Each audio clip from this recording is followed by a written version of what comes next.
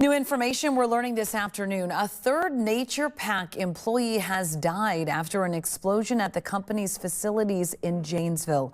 30-year-old Gerardo Vargas Soto from Beloit died at the hospital 4 days ago after being hospitalized due to that explosion that took place back on February 11th.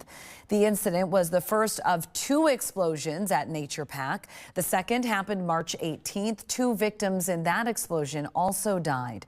The explosions are still being investigated by the Janesville Police Department, the Rock County Medical Examiner, and OSHA. Naturpak nor the Rock County Medical Examiner's office has released the condition of the second employee who was burned in that February explosion.